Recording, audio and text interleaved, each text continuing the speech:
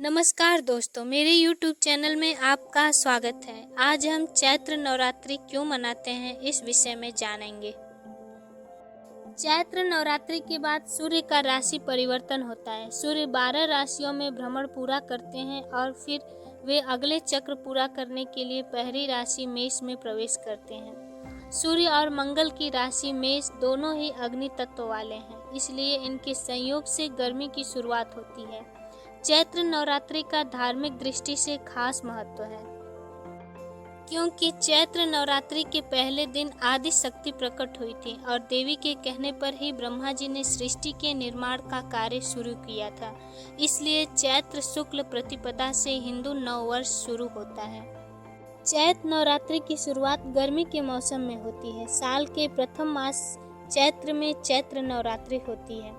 अंग्रेजी कैलेंडर के अनुसार मार्च अप्रैल के महीने में चैत्र नवरात्रि मनाने का कारण भी कुछ शारदीय नवरात्रि की तरह ही है। चैत्र शुक्ल प्रतिपदा में 9 दिनों तक देवी का आह्वान पर असुरों के संहार के लिए माता पार्वती ने अपने अंश से 9 रूप उत्पन्न किए।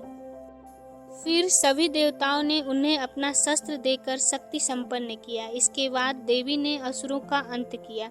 यह संपूर्ण घटनाक्रम चैत्र शुक्ल प्रतिपदा से 9 दिनों तक घटित हुआ। इसलिए चैत्र महीने में मनाए जाने के कारण इसे चैत्र नवरात्रि भी कहते हैं। हिंदू धर्म में प्रचलित मान्यताओं के अनुसार चैत्र नवरात्रि के पहले दिन माँ दुर्गा का जन्म हुआ था और माँ दुर्गा के कहने पर ही ब्रह्मा जी ने सृष्टि का निर्माण प्रारंभ किया था। इसलिए चैत्र शुक्ल प्रतिपदा से हिंदू वर्ष शुरू होता है। इसके अलावा कहा जाता है कि भगवान विष्णु के 7वें अवतार भगवान राम का जन्म चैत्र नवरात्रि में ही हुआ था। इसलिए धार्मिक दृष्टि से भी चैत्र नवरात्रि का बहुत महत्व है। नवरात्रि के पहले दिन घट स्थापना की जाती है। मान्यता है कि नवरात्रि में माता का पाठ करने से देवी भगवती की खास कृपा होती है। माँ दुर्गा को समृद्धि एवं धन की देवी माना जाता है। जो भक्त पूरी श्रद्धा से माँ दुर्गा की पूजा करता है उसे माता का खास आशीर्वाद प्राप्त होता है। माता दुर्गा की एक कथा रामायण से भी जुड़ी हुई है। जब लंकापति रावण माता सीता को हरण कर लंका ले गया था, तब ब्रह्मा जी ने रावण का वध करने और लंका पर विजय प्राप्त करने के लिए श्री राम जी को माँ दुर्गा के स्वरूप माँ चंडी की पूजा का सुझाव दिया था। इस पूजा के लिए श्री राम को माँ को 108 नील कमल के पुष्प अर्पित करने थे। ब्रह्मा जी के सुझाव मानकर श्री राम ने माँ चंडी का आह्वान शुरू किया और 108 नील कमल के फूल मंगवा लिए। जब यह बात रावण को पता चली तो उसने इस पूजा में खलन डालने की कोशिश की और अपनी माया से एक नील कमल गायब कर दिया। माँ चंडी की पूजा करते समय जब श्री राम को एक नील कमल का पुष्प गायब होने की बात का पता चला तो श्री राम को लगा कि उनकी पूजा सफल नहीं होगी। ऐसा इसलिए क्योंकि नील कमल का फूल बेहद दुर्लभ है और आसानी से पाया नहीं जाता।